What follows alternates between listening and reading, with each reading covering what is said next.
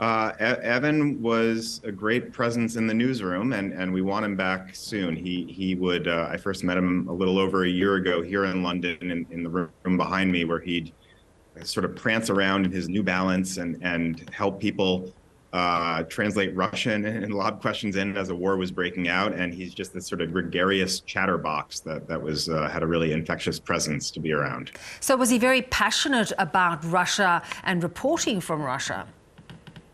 Yeah, he was just this sort of fountain of information when you go out and get pints with him, and he just loved talking about Russia, about Putin, about doing journalism there.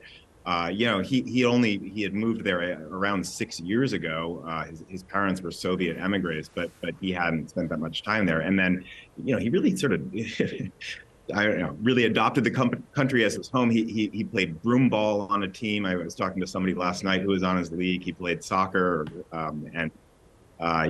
just really made a life there. And so he was sad to sort of miss that. And he would talk about how he had to, he was missing his apartment, was sort of stuck in London here. Yeah.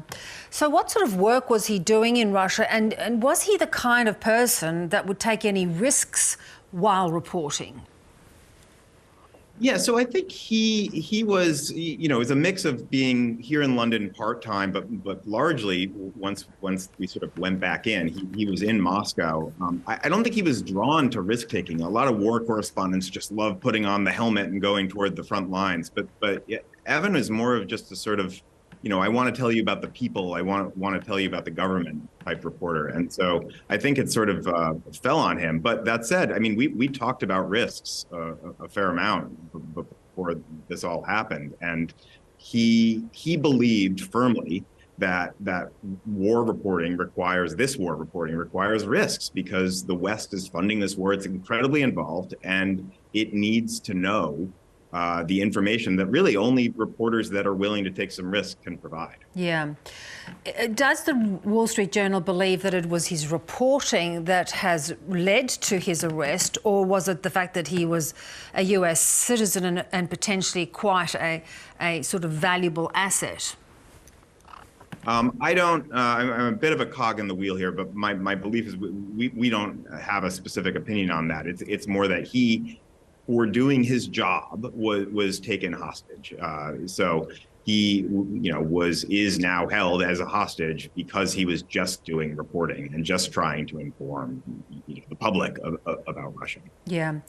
Do you think that there comes a time where it is too dangerous for reporters to go into places like Russia and many other parts of the world we see, like Myanmar, even China, where reporters have run into trouble? Yeah, I think that's what a huge amount of news organizations are dealing with. Soon after Evan, or immediately after Evan, most of the other few remaining U.S. Western outlets that had people on the ground there pulled them out, at least the American publications. And that does a huge disservice. Like, you can look at what the stories that Evan was writing. He was literally talking to gravediggers in these Russian towns where caskets were coming home, and trying to get a sense of how the towns and the Russian people are or are not sort of affected and shaken by this war. That's incredibly important information. And that just can't get done if you don't have reporters there. Yeah. It does seem like, countries, authoritarian regimes like Putin's they aren't tolerant of any form of reporting, any form of exposure that they feel damages their cause.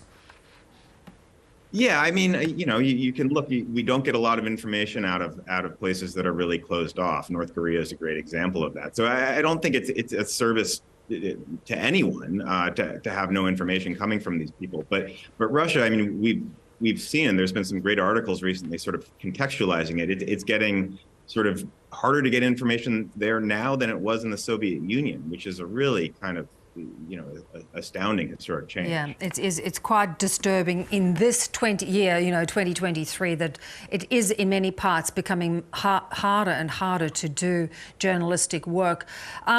I'm presuming the Wall Street Journal, together with the US government, are doing everything they can to try and ensure his release. Yeah, it's been, I mean, it's amazing to sort of see how the entire staff here has rallied, and then sort of the world rallies around the journal, certainly all a lot of the rest of the media. But it's been a huge political issue in the US. It's yesterday talked about in UK Parliament. It's come up at the EU.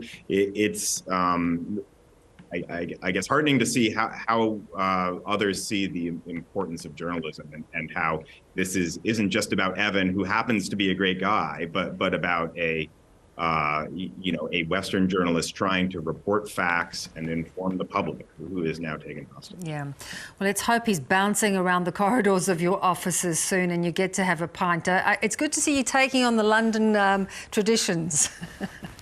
Yes, the two of us. He's from New Jersey. I'm from Massachusetts in the U.S., and we both quickly warmed to that. Yeah. Great to have you on, Eliot. Thank you so much. Thanks.